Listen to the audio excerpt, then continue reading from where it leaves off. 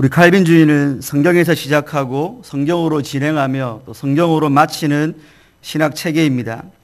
그렇기에 칼빈주의는 인간 칼빈의 사상이 아니고 칼빈이 성경에서 찾아내어 가르친 그 원리들의 체계입니다. 그렇다면 과연 칼빈주의의 가장 주요한 원리는 무엇이겠습니까? 이 질문은 곧 성경의 가장 중요한 원리는 무엇입니까? 라는 질문으로 환원될 수 있을 것입니다. 칼빈은 하나님의 주권을 성경 사상의 가장 기본적이며 중요한 원리로 제시합니다. 주권이라는 말은 권위로 옷 입혀진 또는 호령할 수 있는 권세를 의미합니다. 따라서 하나님의 주권이라는 것은 하나님께서는 그 누구에게도 무엇에게도 아무 제한이나 방해를 받지 않으시고 자유로운 뜻대로 모든 것을 하실 수 있는 권한과 능력을 소유하셨음을 나타내는 용어입니다. 그러므로 칼빈주의 혹은 성경의 하나님은 우주의 절대적인 통치자이시며 창조와 작정과 섭리와 구속에서 당신의 마음대로 하실 수 있는 절대 주권을 가지신 분이십니다. 특별히 이 시간에는 그렇게 모든 영역에 미치는 하나님의 주권이 하나님의 구원 사역에서는 어떻게 나타나는지 함께 살펴보겠습니다. 첫째로 하나님께서는 심판받아 마땅한 일단의 죄인들을 오직 은혜로 구원하심으로 하나님의 주권을 나타내십니다. 우리 함께 본문 1절로 7절까지를 합독하시겠습니다. 시작. 바벨론의 느부갓네살 왕이 유다 왕 요야김의 아들 여고냐와 유다 고관들과 목공들과 철공들을 예루살렘에서 바벨론으로 옮긴 후에 여호와께서 여호와의 성전 앞에 놓인 무화과 두 광주리를 내게 보이셨는데 한 광주리에는 처음 익은 듯한 극히 좋은 무화과가 있고 한 광주리에는 나빠서 먹을 수 없는 극히 나쁜 무화과가 있더라. 여호와께서 내게 이르시되 예레미야야 내가 무엇을 보느냐 하시매 내가 대답하되 무화과이온데 그 좋은 무화과는 극히 좋고 그 나쁜 것은 아주 나빠서 먹을 수 없게 나쁘니이다 하니 여호와의 말씀이 또 내게 임하니라. 이르시되 이스라엘의 하나님 여호와께서 이와 같이 말씀하시니라. 내가 이곳에서 옮겨 갈대아인의 땅에 이르게 한 유다 포로를 이 좋은 무화과 같이 잘 돌볼 것이라. 내가 그들을 돌아보아 좋게 하여 다시 땅으로 인도하여 세우고 헐지 아니하며 심고 뽑지 아니하겠고 내가 여호와인 줄 아는 마음을 그들에게 주어서 그들이 전심으로 내게 돌아오게 하리니 그들은 내 백성이 되겠고 나는 그들의 하나님이 되리라. 아멘. 본문 1절로 3절은 이 무화과 두 광주리의 환상이 주어진 배경과 그 내용에 대하여 소개하고 있습니다. 먼저 우리는 본문 1절에서 느부갓네살 왕이 유다 왕 여호야김의 아들 여고냐를 바벨론으로 옮긴 후에라는 것을 보게 됩니다. 이때는 바벨론 제2차 포로 시기로 주전 597년경에 발생한 사건입니다. 그리고 이때 바벨론의 포로가 된 여고냐 왕의 아버지는 이 본문에 나와 있는 대로 여호야김 왕인데 이 왕은 친애국 반바벨론 정책을 펴다가 바벨론의 느부갓네살 왕의 1차 침략 때 포로로 끌려가 비참하게 죽임을 당한 왕입니다. 그러므로 오늘 본문은 느부갓네살 왕의 1, 2차 침략을 겪고 난 후를 배경으로 하고 있는 것입니다. 이러한 시기에 여호와 하나님께서는 선지자 예레미야에게 여호와의 성전 앞에 놓인 무화과 두 광주리 환상을 보여주셨습니다. 예레미야가 두 광주리에 담긴 무화과를 보았을 때 이전에 나타나는 것처럼 한 광주리의 무화과는 처음 익은 것처럼 극히 좋은 극산품이었고 다른 광주리의 것은 상품 가치가 전혀 없는 극하품의 것이었습니다. 이어지는 3절에서 여호와 하나님께서는 예레미야야 네가 무엇을 보느냐라며 이미 예레미야가 두 눈으로 확인했던 사실에 대하여 재차 물으셨습니다. 하나님께서는 이렇게 예레미야에게 의도적으로 질문을 하신 것은 이 예언을 듣는 청중들로 하여금 이 두 무화과의 정체에 대한 궁금증을 증폭시키기 위함이었습니다. 이 예언을 듣는 1차 청중들이 포로로 끌려가지 않고 유다 땅에 남아있는 유대인들을 감안할 때 그들은 약속의 땅 예루살렘에 남아있는 자신들이 바로 극상품 무화과라고 생각했을 것입니다. 이와 같은 예루살렘 거민들의 생각은 바벨론 2차 침략 때 포로로 끌려간 에스겔 선지자의 예언서에 잘 나타나 있습니다. 에스겔 11장 14절로 15절에 여호와의 말씀이 내게 임하여 이르시되 인자야 예루살렘 주민이 내 형제 곧 내 형제와 친척과 온 이스라엘 족속을 향하여 이르기를 너희는 여호와에게서 멀리 떠나라. 이 땅은 우리에게 주어 기업이 되게 하신 것이라 라고 했습니다. 에스겔서의 이 구절대로 예루살렘에 남아있는 자들은 바벨론의 포로로 잡혀간 자들을 향하여 업신여기고 조롱했던 것입니다.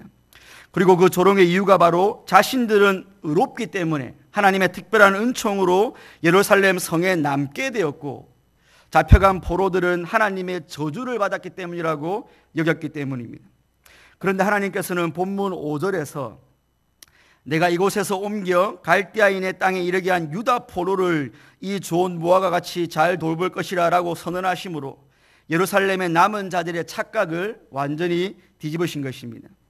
그러나 더 중요한 것은 포로가 된 자들이 원래부터 극히 좋은 무화과인 것이 아니라 하나님께서 유다 포로를 이 좋은 무화과 같이 잘 돌볼 것이라고 선언하신 데 있는 것입니다. 하나님께서는 유다 포로들을 이 좋은 무화과 같이 잘 돌볼 것이라고 하심으로 좋은 무화과 되는 것이 이 무화과 편에서의 자질과 노력에 의한 것이 아니라 오직 좋은 무화과 되게 하시는 하나님으로 말미암는 것임을 가르치셨습니다.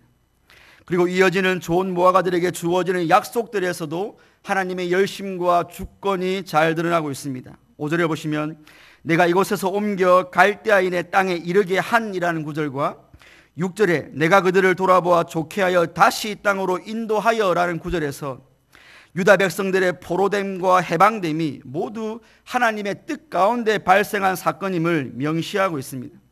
그리고 6절에서 세우고 헐지 아니하며 심고 뽑지 아니하겠고라고 하셨는데 이런 표현들은 하나님의 심판과 보호하심을 나타내는 용어들입니다.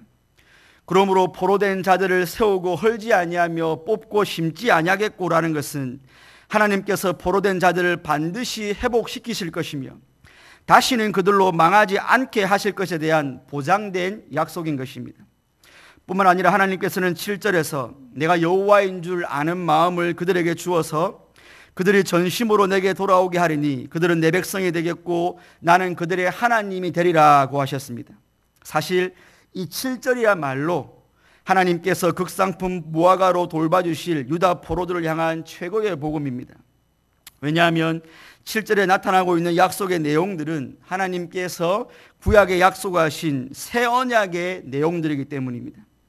친밀하고도 특별한 관계에서 비록되는 하나님을 아는 지식, 그리고 전심으로 주께 돌아가는 죄사함과 회개의 은혜, 그리고 하나님께서 그들의 백성이 되어주시는 것, 이 모든 것이 예레미야 31장의 새 언약의 내용들과 동일합니다. 31장 31절로 34절에 여호와의 말씀이니라 보라 날이 이르니니 내가 이스라엘 집과 유다 집에 새 언약을 맺으리라. 내가 이스라엘 집과 맺을 언약은 이러하니 곧 내가 나의 법을 그들의 속에 두며 그들의 마음에 기록하여 나는 그들의 하나님이 되고 그들은 내 백성이 될 것이라. 여호와의 말씀이니라. 그들이 다시는 각기 이웃과 형제를 가리켜 이르기를 너는 여호와를 알라 하지 아니하리니 이는 작은 자로부터 큰 자까지 다 나를 알기 때문이라. 내가 그들의 악행을 사하고 다시는 그 죄를 기억지 아니하리라. 여호와의 말씀이니라. 바로 이 구절과 오늘 본문에 나와 있는 7절의 약속이 똑같습니다. 이를 신약의 히브리서 기자는 히브리서 8장에서 예레미야 31장의 새 언약을 인용하며 이 새 언약의 중보자는 예수 그리스도라고 했습니다. 그리고 이 새 언약의 유익은 혈통적 유대인들만이 아니라 예수님을 믿는 그 안에 거하는 모든 자에게 유효하다는 것을 신약의 저자는 밝혀주고 있습니다. 그러므로 바벨론 포로에게 주어진 하나님의 약속은 단순히 육적 이스라엘의 회복, 그리고 예루살렘 땅의 재건과 재확장과 같은 물리적인 것만이 아니라 그리스도 안에 거하고 있는 자들에게 주어지는 영적인 구원의 복을 그 실체로 하고 있는 것입니다. 그러므로 하나님께서는 바벨론 포로 생활을 통해 그들로 하여금 하나님을 하나님으로 알고 인정하며 모든 우상을 버리고 회개하여 여호와께로 돌아오게 하며 결국 그들을 하나님의 언약 백성으로 만드실 것을 계획하셨고 포로와 해방을 통하여서 그렇게 행하셨던 것입니다. 하나님께서 반드시 그렇게 하고 마실 것이기에 포로들을 향하여 내가 너희들을 극히 좋은 무화과로 돌봐주겠다라고 선언하셨던 것입니다. 이 위대한 구원의 역사는 오직 하나님만이 하실 수 있고 하나님에 의해서만 가능한 일입니다. 그렇기에 오늘 짧은 5절과 7절 본문에서 여호와 하나님께서는 의도적으로 내가 하겠다, 내가 하겠다, 내가 하겠다라고 반복적으로 강조하여 표현하시는 것입니다. 그런데 성도 여러분, 이 놀라운 구원의 은혜와 특권을 누리는 이 극히 좋은 모아가들의 실존이 과연 어떠한 자들이었습니까? 이들은 극히 나쁜 모아가로 여겨지는 예루살렘의 남은 자들보다 더 의롭거나 특별한 것이 있어서 극히 좋은 모아가로 여김을 받은 것입니까? 예레미야 25장은 극히 좋은 모아가로 여겨질 자들의 실존에 대하여 적나라하게 고발하고 있습니다. 예레미야의 심판 예언은 꼭 시간 순서대로 기록된 것은 아닌데요, 24장은 앞에 봤던 것처럼 2차 침략인 여고냐 혹은 요와긴 왕 이후의 사건이고, 25장은 여고냐 왕의 아버지인 여호야김 시대를 배경으로 하고 있기 때문입니다. 그러므로 24장은 바벨론의 2차 침략 후에 주어진 거지만 25장은 바벨론의 1차 침략이 있기 전에 주어진 것입니다. 그렇다면 바벨론 포로가 있기 전에 하나님께서는 과연 유다 백성들을 향하여 뭐라 하셨겠습니까? 이미 이때부터 극히 좋은 모아가와 극히 나쁜 모아가로 분류될 만한 그런 싹수가 보였겠습니까? 그러나 성경은 이렇게 증거하고 있습니다. 25장 3절로 4절을 보시면 유다의 왕 아몬의 아들 요시야 왕 13째 해부터 오늘까지 23년 동안 여호와의 말씀이 내게 임하기로 내가 너희에게 꾸준히 일렀으나 너희가 순종하지 아니하였느니라. 그러므로 여호와께서 그의 모든 종 선지자를 너희에게 끊임없이 보내셨으나 너희가 순종하지 아니하였으며 귀를 기울여 듣지도 아니하였다라고 말입니다. 하나님께서 무려 23년 동안 모든 선지자를 보내어 꾸준히 말씀하셨지만 남유다 백성의 그 누구도 하나님의 말씀을 경청하지 않았고 순종하지도 않았습니다. 바로 이것이 오늘 여호와 하나님에 의해 극히 좋은 무화과로 돌봄을 받을 유다 포로민들의 실존이었습니다. 즉 그들 역시 예루살렘에 남은 거민들과 다를 바가 전혀 없는 아주 나쁜 썩어 먹을 수 없는 극하품이었습니다. 그런데 하나님께서 주권적으로 그들을 구원하시기로 작정하시고 그들에게만 구원의 복을 내리신 것입니다. 하나님의 이 선택에는 그 어떤 외부적인 요인이 없습니다. 오직 하나님의 뜻, 그것이 이유의 전부입니다. 성도 여러분, 이와 동일하게 극히 나쁜 모아가였던 저와 여러분들이 오직 하나님의 주권적인 뜻에 따라 극히 좋은 모아가로 여김을 받고 계신다는 사실을 깨닫고 계십니까? 우리가 억만가지 죄악으로 말미암은 지옥 형벌에서 구원받아 하나님의 자녀된 것이 오직 하나님께서 그렇게 하시기로 기뻐하셨다는 것 외에는 달리 설명할 방도나 다른 이유가 없다는 것을 철저히 인식하고 계십니까? 우리 중 그 누구도 하나님께 구원을 요청하지 않았고 자신이 처한 그 죄의 종로로 타던 상황이 얼마나 비참하고 저주스러운 것인가를 깨닫는 사람도 그 어느 하나 우리 가운데 없었습니다. 너나 할 것 없이 모든 사람이 다 자신의 죄를 먹고 마시며 언제라도 하나님께서 지옥의 문을 여시면 끌려 들어가 영원토록 고통받아야 할 존재들일 뿐이었지 않습니까? 바로 그때 하나님께서는 그 중에 일단의 무리들에게 구원을 베풀어 주시기로 작정하시고 그 구원의 방법을 자신의 아들을 죽이시는 것으로 정하시고는 하나님의 때에 정확하게 그 모든 일을 다 이루어 주셨지 않습니까? 그렇게 하나님께서는 오직 하나님의 절대 주권과 하나님의 전지와 전능의 능력으로 일단의 죄인들을 영원한 사망에서 영원한 생명으로 흑암의 나라에서 그 사랑의 아들의 나라로 옮겨주신 것입니다. 구원받을 만한 자격이 전혀 없는 나를 하나님께서 당신의 기쁘신 뜻에 따라 오직 은혜로 구원하셨다는 사실이 저와 여러분들이 너무 많이 들었다는 이유로 오늘 우리에게 진부한 표현으로 느껴지는 순간 그 성도에게는 그 어떤 구원의 감격이나 감사는 찾아볼 수가 없을 것입니다. 또한 그러한 성도는 심각한 영혼의 질병에 걸려 주님 앞에 설 때까지 구원받았는지 안 받았는지는 잘 모르겠지만 무기력하고 원망 가운데 신앙생활을 할 수밖에 없을 것입니다. 그러므로 생명의 복음에 의도적으로 귀를 막고 하나님의 진노를 받을 수밖에 없던 죄인이 바로 나 자신이었다는 것을 늘 깊이 자각하시기 바랍니다. 그런데 그런 죄인을 찾아오셔서 내가 좋은 무화과 같이 너희를 잘 돌보겠다라고 선언하시며 주권적인 은혜로 구원하신 그 하나님이 바로 나의 하나님이심을 고백하는 경양의 성도님들 되시기를 주님의 이름으로 축원드립니다. 둘째로, 하나님께서는 또 다른 일단의 죄인들을 죄 가운데 버려두시고 공의로 심판하심으로 하나님의 주권을 나타내십니다. 함께 본문 8절로 10절을 합독하시겠습니다. 시작. 여호와께서 이와 같이 말씀하시니라. 내가 유다의 왕 시드기야와 그 고관들과 예루살렘의 남은 자로서 이 땅에 남아있는 자와 애굽 땅에 사는 자들을 나빠서 먹을 수 없는 이 나쁜 무화과 같이 버리되 세상 모든 나라 가운데 흩어서 그들에게 환난을 당하게 할 것이며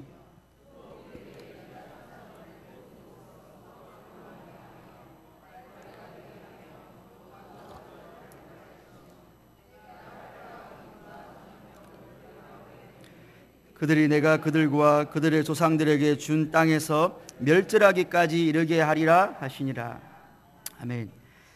이제 이어지는 8절로 10절에서는 도저히 먹을 수 없는 극히 나쁜 무화과가 무엇을 의미하는지를 또 하나님께서 친절하게 설명해 주십니다. 8절에서는 두 종류의 사람들이 나쁜 무화과에 비유되는데, 한 부류는 유다의 왕 시드기야. 이 시드기야는 남유다의 마지막 왕입니다. 시드기야와 그 고관들과 예루살렘의 남은 자들이며, 또 다른 부류는 애굽 땅에 사는 자들이다라고 성경은 밝히고 있습니다. 이 두 부류의 사람들의 공통된 특징은 하나님께서 선지자를 보내어 내가 바벨론을 들어서 유다를 심판하고 너희가 포로가 되고 70년이 지나면 네가 다시 회복하겠다라는 말씀을, 그 예언을 믿지 않은 자들입니다. 이 당시에 거짓 선지자들이 예레미야야말로 거짓 선지자이며 하나님의 성전이 있는 예루살렘이 어떻게 망하냐라고 이 사람들을 선동했기 때문에 그들은 참 선지자인 예레미야의 말보다 거짓 선지자인 그들의 말을 듣고 예루살렘에 남아있는 것을 하나님의 은혜라고 생각했던 것입니다. 그래서 앞서 인용한 에스겔 11장의 말씀처럼 그들은 포로된 자들이 하나님의 저주를 받아서 그렇다라고 생각했습니다. 또 다른 나쁜 무화과로 비유된 자들은 애굽 땅에 사는 자들이라고 했습니다. 여기서 살다라는 히브리 동사는 일시적인 체류 상태가 아니라 영원히 거주하는 상태를 의미합니다. 따라서 애굽에 내려간 사람들은 애굽을 하나님보다 더 의지하며 애굽이 바벨론으로부터 자신들을 지켜줄 것이라고 믿었던 부류의 사람들입니다. 지금 하나님께서는 바로 이 두 부류의 사람들을 내가 나쁜 무화과처럼 버리겠다라고 말씀하신 것입니다. 그리고 이어지는 9절로 10절에서는 여호와 하나님의 버리심으로 인해 발생하는 구체적인 사건들이 무엇인지 상세하게 설명하고 있습니다. 하나님께서 좋은 무화과는 세우고 헐지 아니하시며 심고 뽑지 아니한다라고 하셨지만 썩어버리게 된 무화과는 세상 모든 나라 가운데로 흩어버리시겠다라고 선언하십니다. 그리고 그렇게 흩으신 바로 그곳에서 수치와 조롱과 저주를 받게 하시겠다고 9절에 말씀하십니다.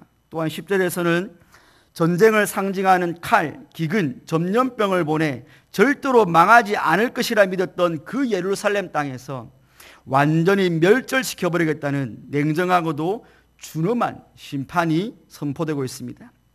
물론 이 심판 예언은 친애굽 정책을 폈던 시드기야 왕 제9년부터 11년까지 약 30개월 동안 바벨론이 예루살렘 성을 에워싸고 침공하여 마침내 주전 586년 예루살렘 성이 함락됨으로 정확하게 성취되었습니다.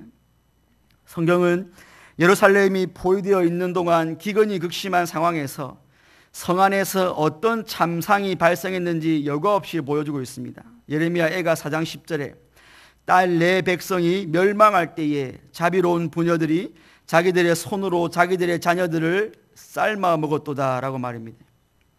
부모가 자기 열매, 곧 그들이 낳은 아이들을 먹는 비극적 참상이 하나님의 심판 아래 발생했습니다. 뿐만 아니라 성이 함락되던데 시드기야 왕은 밤에 도망하다가 바벨론 군대에 잡혀서 그 자리에서 자기가 보는 앞에서 아들들이 다 죽었고 두 눈은 뽑혀서 바벨론의 포도로 끌려가 옥에 갇혀 죽었습니다. 그리고 예루살렘이 함락된 지 한 달 만에 바벨론의 시위대장이 와서 여호와의 전과 왕궁과 예루살렘 모든 귀인의 집까지 불사르고 성벽 사면을 모두 헐어버렸습니다. 이처럼 바벨론에 의해 완전히 망국의 백성이 된 유다 백성은 포로로 끌려간 자, 고국 땅에 남겨진 자, 그리고 재난을 피하여 주변국으로 도망친 자 등으로 나뉘어 민족 전체가 갈기갈기 찢기는 최악의 비극적 상황에 처하게 되므로 썩은 무화과들을 향한 하나님의 예언은 정확하게 성취된 것입니다. 오늘 저와 여러분들이 나쁜 무화과를 향한 하나님의 심판 예언과 그 성취의 역사를 목도하고 있노라면 마치 좋은 무화과를 사랑하시고 돌보시는 하나님과 이 나쁜 무화과를 심판하시는 하나님이 전혀 다른 분처럼 생각되지 않으십니까? 여러분이 그렇게 생각하시는 것처럼 어떤 학자들은 그렇게 해서 구약과 신약의 하나님을 전혀 다른 분으로 나누기도 합니다.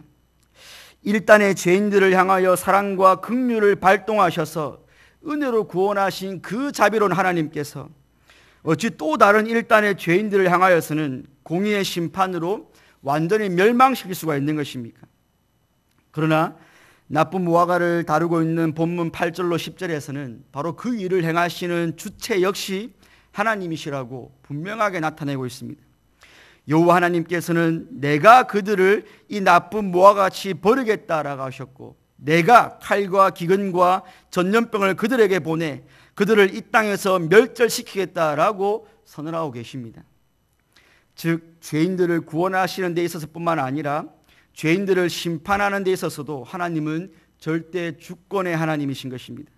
그러나 심판에 있어서 우리가 하나님이 주권적이시라는 말이 하나님께서 죄 없는 사람들로 하여금 억지로 죄를 짓게 한다거나 죄도 없는 자들에게 억지로 죄를 뒤집어 씌우고는 임의대로 처벌해버리는 세상의 악한 독재자라는 말은 절대로 아닙니다.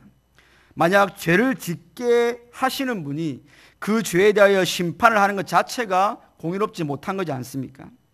그렇다면 죄인을 심판함에 있어서 하나님의 주권이라는 것은 어떻게 작용하는 것입니까? 그것은 바로 육신의 정욕에 이끌려 스스로 심판받을 짓을 하고 있는 죄인들을 그 모습 그대로 버려두심으로 그 지은 죄에 대하여 하나님께서 공의의 심판을 하시는 것입니다. 이는 로마서 1장에서 마음의 정욕대로 더러움에 내버려 두사라든지 그들을 부끄러운 욕심에 내버려 두셨으니라든지 그들을 그 상실한 마음대로 내버려 두사라는 구절에서도 잘 나타나고 있지 않습니까? 예레미야 25장을 통해 나타났던 것처럼 하나님께서는 끊임없이 선지자를 보내어 그들에게 살 길을 알려주셨고 하나님께 돌아올 것을 명령하셨으나 귀를 막고 스스로 심판과 저주의 길을 걸어간 것이 바로 썩은 무화과들이었습니다. 그러므로 하나님께서 당신의 뜻 가운데 이들을 버려두셨다는 것은 심판받을 자들이 원래 의인의 위치에 있었는데 그곳에서 끄집어 내리신 것이 아니라 그들의 원래 있던 자리가 심판과 저주의 자리였다는 것입니다. 그리고 하나님께서는 그런 자들을 심판하기로 결정하셨고 그렇게 실행하심으로 당신의 공의로운 주권을 그냥 행사하시는 것뿐입니다.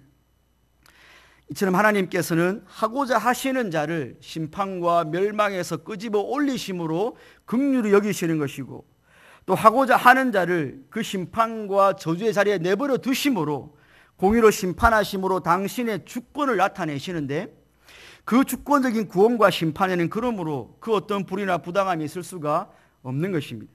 그러니 지옥 가기에 합당한 자들에게 지옥 형벌을 내리는 하나님의 공의의 심판 앞에서 나쁜 무화과들이 왜 자신에게만 이렇게 부당하게 취급하느냐며 하나님께 힐문할 수가 없는 것입니다. 그들은 그들의 죄로 지옥 가는 것이며 하나님께서는 그들에게 마땅히 내리셔야 하는 공의로운 형벌을 주권적으로 내리실 뿐인 것입니다. 이처럼 죄인들을 향한 공의의 심판을 통해 당신의 절대 주권을 나타내시는 이 여호와 하나님을 향한 경외심이 은혜로 구원받은 오늘 저와 여러분들의 심령에는 존재하고 있습니까? 아마 어쩌면 여러분들 마음속에는 반감을 가지신 분이 있을 겁니다. 여러분, 이 하나님의 공의의 심판에 대한 경외라는 것은 우리가 사랑과 두려움이 공존하는 것이 바로 경외인데 하나님께서 내리실 심판의 무시무시함을 안다면 나도 그 공의의 심판에서 죽어야 되는 자인데 하나님이 은혜로 나를 건지신 그 하나님의 구원의 은혜 앞에 어찌 우리가 사랑과 감사가 없을 수가 있겠습니까? 뿐만 아니라 비록 나를 대신하여 하나님의 공의가 예수님께 다 쏟아 부어졌지만 성도는 그리스도 안에서 하나님의 진노를 경험한 자들이기에 절대로 하나님 앞에서 경거망동하거나 하나님을 만홀히 여기는 삶을 살 수가 없는 것입니다. 다만 성도는 공의의 심판을 통해 하나님의 드러나는 하나님의 절대 주권 앞에서 바짝 엎드려 그분을 경배하고 찬양하며 그분께 모든 영광을 올려드릴 뿐입니다. 여러분, 모세가 홍해가 갈라지고 마른 땅을 밟고 홍해를 건너고 뒤를 돌아보니 애국 군대가 다 수장되었습니다. 근데 모세는 수장된 애국 군대를 보면서 하나님, 왜 나만 구원하고 저들은 수장시킵니까? 라는 따위의 불경건한 말을 하지 않았습니다. 오히려 모세는 내가 여호와를 찬송하리니 그는 높고 영화로우시며 말과 그 탄자를 바다에 던지셨다라고 하나님의 어미한 공의를 찬양했습니다. 또한 하늘에 있는 천상의 교회는 하나님의 면전에서 하나님 왜 나만 구원하시고 저 죄인들은 지옥 보냅니까? 라고 따져 물은 것이 아니라 하나님을 두려워하며 그에게 영광을 돌리라. 이는 그의 심판의 시간이 이르렀음이니 하늘과 땅과 물들의 근원을 만드신 이를 경배하라라고 온 땅을 심판하실 하나님 앞에 노래를 불러드렸던 것입니다. 그러므로 여호와 하나님께서 공의로 악인을 심판하심으로 절대 주권을 나타내실 때 참 성도는 오직 찬양과 경배로 하나님을 높일 뿐 그분 앞에 반감이나 불평의 말을 내뱉을 수가 없는 것입니다. 경향의 성도 여러분, 특별히 오늘 헌신을 재확인하시는 58, 59, 60여전도 회원 여러분, 데이비드 웰즈라는 신학자는 그의 책 거룩하신 하나님에서 하찮은 하나님이라는 흥미로운 표현을 소개하면서 다음과 같이 주장하였습니다. 우리 시대를 나타내는 결정적인 특징은 하나님을 하찮은 분으로 여긴다는 것입니다. 하나님은 이제 세상이 인식하지 못할 정도로 하찮은 분이 되셨다. 하나님을 믿노라 단언하는 사람들조차도 하나님의 명령을 소홀히 여기고 하나님의 심판은 저녁 뉴스만큼도 감명을 주지 못하는 것으로 취급하며 아첨과 거짓의 달콤한 안개와 같은 광고들보다 하나님의 진리가 설득력이 떨어진다. 이것이 바로 하나님의 하찮음이다 라고 했습니다. 어떻습니까 여러분? 오늘 저와 여러분들에게 하나님은 하찮은 하나님이십니까? 아니면 세상 그 어떤 피조물도 그분이 하시는 일에 간섭할 수 없고 그분의 뜻을 좌절시킬 수도 없는 권세와 능력을 가지신 절대 주권의 하나님이십니까? 안타깝게도 데이비드 웰즈가 언급한 하나님의 하찮음이 하나님의 위대하심이 가장 두드러지게 나타나야 할 이 구원의 영역에 있어서도 만연해 있습니다. 알미니안 주의식의 구원론을 가진 자들은 하나님께서 자기 아들까지 죽이셔서 모든 사람들을 위한 구원의 길을 열어놓았고 또 그 피의 효력을 받은 자들이 많이 있는데 죄인 스스로가 그리스도를 선택하지 않는다면 그 죄인을 구원하지 못하는 하찮은 하나님으로 그들을 만들어 놓았습니다. 뿐만 아니라 알미니안 주의식의 구원론을 가진 자들은 죄인이 그리스도를 선택하여 구원의 반열에 올렸다 해도 그 사람이 다시 중죄를 범하여 마귀의 유혹에 넘어가 죄악된 길로 들어간다면 하나님께서는 아무리 그 사람을 구원하고 싶어도 구원하지 못하고 그저 지옥 가는 모습을 가슴 아파하며 지켜봐야 하는 하찮은 하나님으로 만들어 놓았습니다. 죄인을 사랑하셔서 독생자 예수 그리스도를 화목제물로 삼으시기까지 하나님이 하셨는데 그 죄인들이 그리스도를 선택하지 않아서 혹은 선택했다가 다시 죄를 범하여 다시 타락해버려서 지옥 가는 그 죄인들을 무기력하게만 바라보고 계시는 그 하나님은 진짜 하찮은 하나님이지 않습니까 여러분? 그러나 오늘 본문이 계시하는 하나님은 구원하시고자 하는 죄인이 어떤 죄악의 구렁텅이에 빠져서 어디서 무엇을 하고 있든 가서 찾아 반드시 구원하시고 마는 우리의 절대 주권의 하나님이십니다. 흑암이 죄임을 덮고 모든 빛이 가려져 멸망의 밤에 거한다 할지라도 흑암과 멸망이 하나님께로부터 택한 백성을 숨기지 못합니다. 그 죄인이 새벽 날개를 치며 바다 끝에 계할지라도 거기서도 주의 손이 인도하시며 주의 오른손이 그 죄인을 구원하시고야 맙니다. 하나님께서는 하나님께로 나오지 않는 죄인들을 바라보며 노심초사해 하시며 막연하게 기다리고 있는 분이 아니라 친히 사람이 되셔서 멸망받을 세상으로 찾아오시고는 말씀의 빛을 비추시어 흑암에 있는 자들에게 밝은 낮을 주시고 당신의 생명을 주심으로 죽은 자들에게 영생을 치료해 주시는 구원에 있어서 주권적인 하나님이십니다. 그러므로 하나님께서는 구원하시기로 작정하신 자를 한 사람도 빠짐없이 다 구원하고야 마시며 사망이나 생명이나 천사들이나 권세자들이나 현재일이나 장래일이나 능력이나 높음이나 깊음이나 다른 아무 피조물에게라도 자기 백성을 빼앗기지 아니하시는 절대 주권의 하나님이십니다. 또 다른 사람들은 공의의 심판을 내리시는 하나님을 하찮은 존재로 만들어버렸습니다. 19세기 말이 되자 사람들의 뇌리에서 지옥의 존재와 지옥의 형벌에 대한 인식이 사라지기 시작했습니다. 그 결과 사람들은 하나님의 심판을 별로 두려워하지 않게 되었습니다.